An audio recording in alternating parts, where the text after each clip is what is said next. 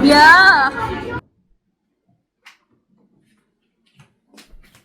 अस्सलाम वालेकुम एवरीवन, क्या हाल है आप सबके। Welcome back to my channel. एक दो दिन से ना मेरी तबीयत बिल्कुल भी ठीक नहीं थी, गले में भी खराश थी बहुत ना, ऐसे मुझे निढाल हो जाती है आपकी तबीयत, कुछ भी काम करने का दिल नहीं करता। शायद कोई फ्लू था, वायरल था, लेकिन 2 दिन में बिल्कुल भी कोई काम नहीं कर सकी। वीडियो भी इसीलिए लेट हो गई। छोटी सी लाइफ की अपडेट दूं कि लास्ट वीडियो में मैंने आपसे कहा था ना कि अब्बू के लिए मैंने जो रोल्स बनाए थे स्प्रिंग रोल, वो भाई आके लेके चला गया है, मैंने भिजवा दिए हैं अब्बू को। वहाँ से फीडबैक भी आ गया है, बहुत अब्बू को अच्छे लगे, बहुत तारीफ़ की उन्होंने। उस वीडियो का लिंक मैं आपको डिस्क्रिप्शन बॉक्स में दे दूंगी, आप जाके देख लिएगा मैंने कैसे बनाए थे। तो ये छोटी सी लाइफ की अपडेट है। कल मेरी तबीयत जब ठीक हुई तो मैंने 5 घंटे पूरे घर की डीप क्लीनिंग की है। और ये देखें, ये हमारे मिस्टर यूनुस जब घर आए तो उन्होंने ये हाल कर दिया। मतलब कभी कभी ना काम करने का दिल ही नहीं करता। आप कितनी भी सफाइयाँ कर लें, कितना भी आप काम कर लें, बच्चे घर पे आ जाते ना तो काम मतलब वही ऐसा हो जाता है जैसे आपने बिल्कुल भी काम ना किया हो। तो सारी वो 5 घंटे वाली मेहनत सब कुछ ना समझ लें मिट्टी में मिल गई। चलिए छोटा सा एक रिमाइंडर दूं कि लास्ट वीडियो में मैंने आपसे गाजरों की वीडियो शेयर की थी और मैंने आपसे कहा था कि बगैर मौसम की, बिन मौसम की मुझे लाल वाली गाजरें मिल गई हैं। लेकिन उससे पहले अपनी एक व्यूवर की क्वेरी का, एक उनके सवाल का मैं जवाब देना चाहूँगी। कुछ हफ्ते पहले मेरी एक व्यूवर है, उन्होंने चैनल पे कमेंट किया था कि आप यूनुस को जो डायपर पहनाती हैं उसे उसकी जगह पर वो फिक्स कैसे रखा जाता है डायपर को। तो आई कैन टोटली अंडरस्टैंड। छोटे बच्चे जब थोड़े बड़े होना स्टार्ट करते हैं ना, स्पेशली जब वो टॉडलर फेज में आ जाते हैं, तो डायपर एक ऐसी चीज़ है कि वो बहुत ज़्यादा कांस्टेंट मूवमेंट की वजह से डायपर अपनी प्लेस से कभी कभी मूव हो जाता है, कभी कभी उतर भी जाता है। तो उन्होंने पूछा कि आप कैसे उसको फिक्स रखती हैं। तो मैं आपको बताती हूँ कि मैं दोनों बच्चों को, इवन जैना भी छोटी थी ना, तो मैं किस तरीके से उनके डायपर्स फिक्स करती हूँ, किस तरीके से फिक्स रखती हूँ। I felt it was a very valid question. तो मैं आपको दिखाती हूँ वनजीज। तो बहुत सिंपल सा इसका जवाब है, ये आप देख सकते हैं। मेरे पास यूनुस के कोई करीबन 8 से 10 वनजीज हैं और मुझे नहीं लगता कि मैं वनजीज के बगैर सर्वाइव कर सकती हूँ। ये वाला स्लीवलेस है क्योंकि गर्मियाँ हैं तो मैं इसको स्लीवलेस वाला पहनाती हूँ। इसके नीचे ऐसे बटन्स होते हैं जो थोड़े से स्ट्रॉन्ग, जो काफ़ी बल्कि मैं कहूँगी स्ट्रॉन्ग होते हैं। आप इनको ऐसे बंद कर देंगे ना तो ये नीचे से एक लॉक बन जाता है बिल्कुल। और बच्चे ना कपड़े उनके हिलते हैं, कपड़े भी बहुत अच्छे फिक्स हो जाते हैं और डायपर बिल्कुल अपनी जगह पर फिक्स बैठ जाता है। ये समझ लें कि एक वेस्ट है, एक काइंड ऑफ अंडर गारमेंट है जो हम बच्चों को अंदर पहना सकते हैं, एक बनियान कह लें। सर्दियों में मैं उसको स्लीव्स वाला बनाती हूँ, हाफ स्लीव्स वाला, लॉन्ग स्लीव्स वाला। और गर्मियों में मैं इसको स्लीवलेस बनाती हूँ। तो ऐसे 8-10 मेरे पास अलग अलग बेसिक कलर्स में हैं। पहला फायदा तो उसका ये है कि डायपर बिल्कुल जगह पर फिक्स रहता है। सेकंड ये है कि अगर बच्चों की शर्ट थोड़ी सी ऊंची नीची हो भी गई तो आप देख सकते हैं कि वेस्ट अपनी जगह पर बिल्कुल, वंजी अपनी जगह पर फिक्स बैठती है। इनफैक्ट मैं आपको दिखाती हूँ कि सिर्फ यहाँ पर ही नहीं, ये एक यूनस का ड्रेस है जो हमें कराची में किसी ने हमें प्रेजेंट दिया था लास्ट ईयर जब हम गए थे कराची। ये मिनी माइनर्स का ड्रेस है और मुझे काफ़ी खुशी हुई ये देखकर कि उस ड्रेस में भी ये एक वंजी का सेट, पूरे सेट में एक वंजी आया था। ये मैं आपको दिखा देती हूँ, जो आप देख रहे हैं ना अंदर लाइंस वाला, ये वंजी है। ये स्लीवलेस है क्योंकि कराची के वेदर के हिसाब से वहाँ पे तो मिलते हैं कपड़े, आपको पता है वहाँ गर्मी बहुत होती है। तो ये पूरा सेट है। तो बच्चों को ना अपने कपड़ों के नीचे आप वंजी ज़रूर पहनाइए, it's a very good thing. ये ईजिली हर बच्चों के स्टोर पे मिल जाती है, हर गारमेंट स्टोर पे आपको मिल जाएगी।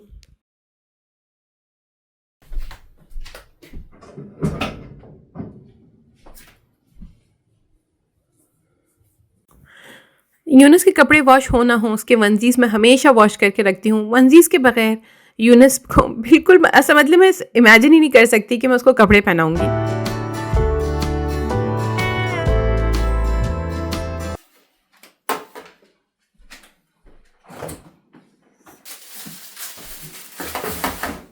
लास्ट वीडियो में मैंने आपको कहा था कि मैं गाजरें लेके आई हूँ, ये रेड कलर की गाजरें। मैंने आपसे पूछा था आप गैस करिए मैं कौन सा डिजर्ट बनाऊंगी। तो बिल्कुल ठीक गैसेज आए, सबने कहा कि आप गाजर का हलवा बना रही हैं। आई अंडरस्टैंड कि अभी ये सीज़न नहीं है हलवा बनाने का, लेकिन चलो उस पर हम बात करते हैं। मैं बाहर आ गई हूँ गाजरों को पील करने के लिए। एक्चुअली आज वेदर बहुत अच्छा है। अंदर बैठे बैठे कभी कभी तबीयत थोड़ी ऐसी बोझल सी हो जाती है तो बाहर आके बैठ जाती हूँ फ्रेश एयर में।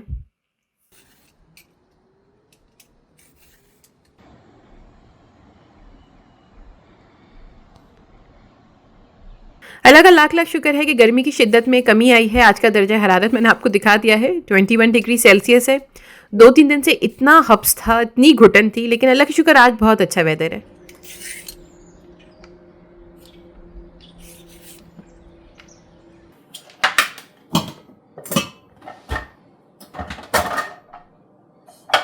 गाजरों को मैं कद्दूकश में ग्रेट नहीं करूंगी, श्रेड नहीं करूंगी, ये मशीन के अंदर श्रेड कर लूंगी। तो इसके ऊपर वाली जो ब्लेड होती है, आप देख सकते हैं उसके ऊपर श्रेड लिखा हुआ है। I hope it's visible enough.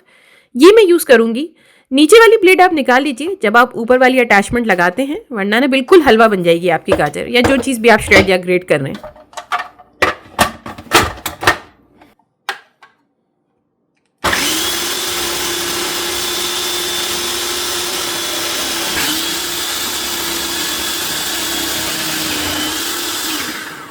ये मेरा पतीला है, इसके अंदर मैं सिर्फ मीठा बनाती हूँ और कोई सालन वगैरह कुछ भी नहीं बनाती। ये मशीन के आने से ना काफ़ी आसानी हो गई है, वरना काफ़ी गर्मी है, इतनी देर खड़े होकर गाजर तो बिल्कुल भी कद्दूकश नहीं होगी, श्रेड नहीं होगी। तो ये सारी गाजर मैंने करीबन 2 किलो ली है और सारी मैंने गाजर को श्रेड कर लिया है। ये आपको बताती चलूँ कि गाजर का हलवा लास्ट टाइम मैंने आज से कोई 10 साल पहले बनाया था, जब ज़ैना भी नहीं हुई थी, मेरी नई नई शादी हुई थी, और वो बहुत अच्छा बना था। अब जाकर मैं दोबारा से हिम्मत कर रही हूँ, रेसिपी मुझे थोड़ी बहुत याद है, तो आई एम पॉजिटिव कि शायद मैं रिकॉल कर लूँ। थोड़े बहुत मुझे स्टेप्स और इंग्रेडिएंट्स याद थे, तो मैंने कहा चलें आज फिर से ट्राई कर लेती हूँ।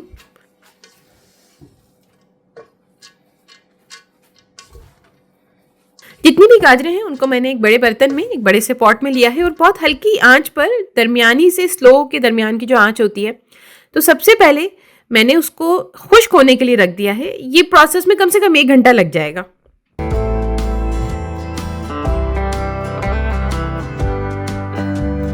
अब्बू का ना मुझे काफ़ी दिनों से मैसेजेस और रिमाइंडर आए हैं कि उनका एक स्वेटर मेरे घर पर रह गया है। वो मुझे ना कल डीप क्लीनिंग के टाइम पे मुझे घर पे मिला था।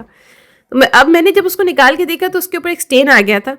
और यूनिस की एक शर्ट है, ये बिल्कुल न्यू शर्ट है, और वंस अगेन यूनिस ने ना इसके ऊपर रूह अफ़ज़ा के स्टेन्स लगा दिए हैं। तो नए जो कपड़े होते हैं मैं उनको कभी भी मशीन में नहीं डालती, मैं हमेशा हैंड वॉश करती हूँ।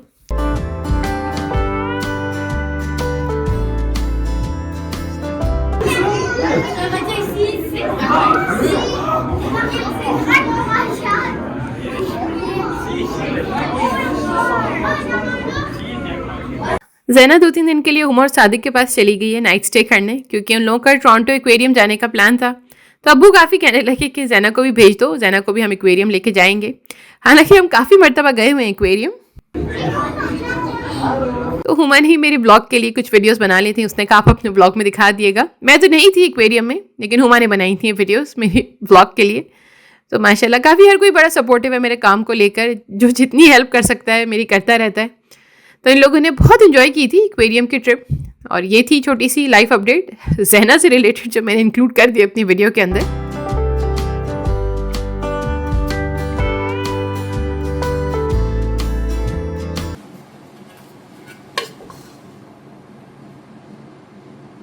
तो बहुत ही हल्की आंच के ऊपर मैं अपनी गाजरों को भूनती हूँ। सबसे पहले आपको उसका सारा मॉइस्चर खुश्क करना होता है, तो 1 घंटा तो लग ही जाता है, और बीच बीच में बस मैं ऐसे चमचा चलाती रहती हूँ ताकि वो नीचे बॉटम में लग ना जाए।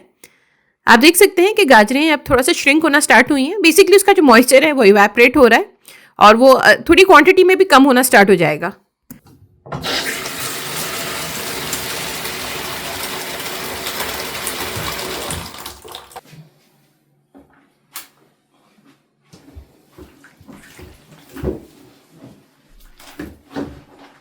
यूनुस के और अब्बू के कपड़े मैं साथ ही भिगो दूंगी। मैंने आपको बताया था ना कि मैं हैंड वॉश करती हूँ कुछ कपड़े। यूनुस के होने से पहले तो मैं बहुत करती थी। तो ये पाउडर डिटर्जेंट डाला है मैंने और 1 घंटे के लिए मैं उसको सोक करके रख दूंगी। तो ये सारे जो काम है ना, ये मुझे मेरी अम्मी ने सिखाए हैं।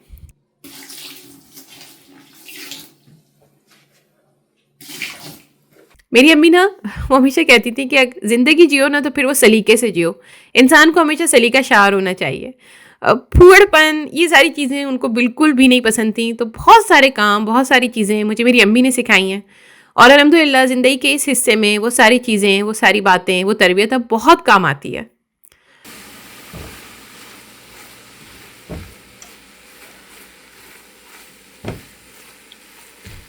आप देख सकते हैं कि मेरी गाजरों का पानी खुश्क हो गया है। क्वांटिटी भी कम हो गई है और बार बार क्योंकि मैं ऐसे चमचे से मिक्स भी करती जा रही थी ना, तो ये काफ़ी हद तक थोड़ी क्रश भी हो गई है, थोड़ा सा ऐसा हलवा टाइप का बनना स्टार्ट हो गया है। शुरू शुरू में आपको इसे थोड़ी साबुत सी लग रही थी। तो यहाँ पर मैं दूध डालूंगी। मैंने फुल फैट मिल्क लिया है। देखिए दूध का रेशो कुछ ऐसा होता है कि 1:1 का रेशो होता है। अगर आप 1 किलो गाजर डाल रहे हैं तो आप 1 किलो दूध डालें। मैंने 2 किलो गाजर ली है तो टेक्निकली मुझे 2 किलो दूध डालना चाहिए, लेकिन मैंने 1.5 किलो डाला है। मुझे लग रहा था कि 2 किलो बहुत ज़्यादा हो जाएगा, क्योंकि देखिए गाजर के अंदर से ना थोड़ा वेस्टेज भी निकलता है, तो 200-300 ग्राम गाजर तो वैसे ही कम हो जाती है। अच्छा, दूध डाल के आपने उसको स्लो आंच पर इतनी देर पकाना है कि आपका दूध बिल्कुल इवेपोरेट हो जाए और ऐसे खोया सा बन जाए। तो उसमें कोई हम एक्स्ट्रा खोया नहीं डालेंगे, ये दूध का ही खोया बन जाएगा। ये देखिए ये सिमर होना स्टार्ट हो गया है। इसमें 4 से 5 मैं हरी इलायची डाल दूंगी, थोड़ी सी काट के मैंने डाल दी है खुशबू के लिए। और बस अब आपने उसको इवेपोरेट होने का वेट करना है।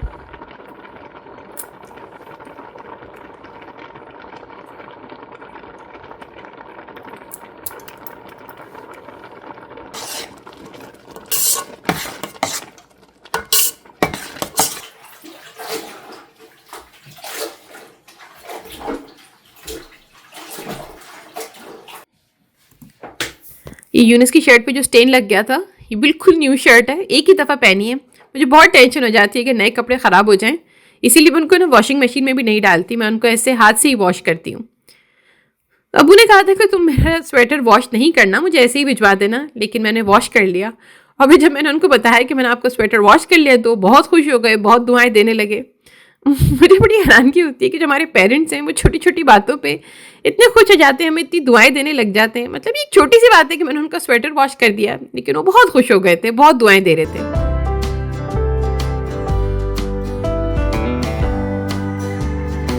आप देख सकते हैं कि जब तक हलवा बन रहा है मैं अपने सारे काम करती जा रही हूँ, सारे काम मीनवाइल निपटाती जा रही हूँ, विच इम्प्लाइज कि आपको हलवे के सामने खड़े नहीं रहना, आपने उसको स्लो आंच पर पकने के लिए छोड़ देना है। एक चीज़ जो हमें कनाडा आके मुझे और इब्राहिम को कभी भी अच्छी नहीं मिली, वो है एक आयरन स्टैंड। हमने अभी तक 2-3 आयरन स्टैंड चेंज किए हैं, लेकिन for some reasons we always ended up having a wobbly iron stand and not something very sturdy. तो हमने ये एक मेक शिफ्ट से आयरन स्टैंड बना दिया है। हमने टेबल के ऊपर ये सारा अरेंजमेंट कर लिया है और हम लोग बहुत खुश हैं इस अरेंजमेंट से। इनफैक्ट अब्बू ने भी बहुत अप्रिशिएट किया कि उनको ये बहुत अच्छा लगा आयरन करने के लिए, ये एरिया, ये सेटअप। आप लोग चाहें तो मुझे कमेंट सेक्शन में कोई अच्छा सा आयरन स्टैंड का लिंक वगैरह दे सकते हैं, तो मैं जाके देखूंगी, अगर वो मुझे समझ आया तो ले भी लूंगी। बट आई पर्सनली फील कि iron stand takes too much space, और फिर उसको ना या तो फिर आपके पास एक डेजिग्नेटेड स्पॉट होना चाहिए, या तो फिर आप उसको हर दफ़ा फोल्ड करके बेड के नीचे रखें। लेकिन चलें, मैं फिर भी तलाश ज़रूर करूँगी। आज जुमा है तो इब्राहिम की शलवार कमीज में प्रेस करके रख रही हूँ, और जब इनके कपड़े वॉश होके आते हैं तो मेरी कोशिश होती है अगर मुझे टाइम मिल जाए, हिम्मत हो, तो मैं उनके सारे कपड़े प्रेस करके रख देती हूँ। उससे उनको बहुत आसानी हो जाती है।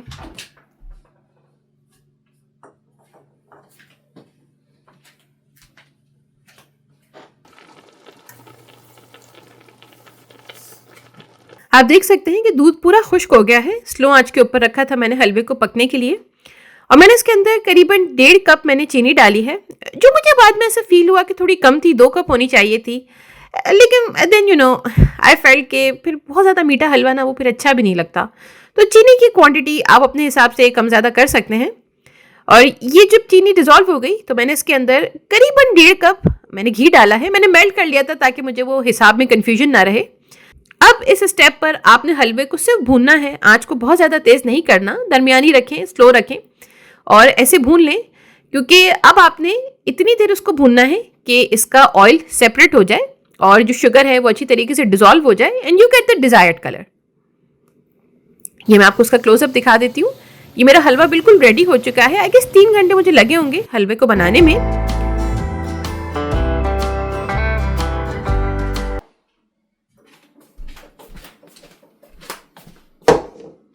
हलवे से रिलेटेड कुछ बातें मैं आपसे ये कहूँगी कि अभी ना बनाइए, ये रेसिपी आप सर्दियों के लिए सेव कर लीजिए। मैंने भी बस इत्तेफाकन ही बना दिया, क्योंकि ये गाजरें यहाँ पर ना, जो लाल वाली गाजर है सर्दियों में भी नहीं मिलती, कहीं कहीं मिलती है और वो right away out of stock हो जाती है। सेकेंडली क्योंकि मेरे अब्बू आए हुए हैं तो ये मैंने अब्बू की वजह से बनाया है, ये मैंने अब्बू के लिए हिम्मत कर ली, वरना मैं भी सर्दियों में ही बनाती। 2-3 घंटे चूल्हे के पास बार बार जाना गर्मियों में तो बिल्कुल नेक्स्ट टू इम्पॉसिबल सी बात है। तो ये आप सर्दियों के लिए सेव कर लीजिए। तो ये हलवे का आप मेरा फाइनल लुक देख लीजिए। 2 कंटेनर्स हैं, एक अब्बू के लिए है, एक हमारे लिए है। अब्बू का जो कंटेनर है उसके ऊपर जो मैं ड्राई फ्रूट डाल रही हूँ, बादाम पिस्ते, उसको मैंने चॉप करके ऐसे ब्लेंडर में डाल के उसका ऐसे पाउडर सा बना लिया है, क्योंकि वो साबुत मेवाजात उन्हें इतना पसंद नहीं है। हमारे वाले कंटेनर में मैं साबुत बादाम पिस्ते की गार्निशिंग करूँगी।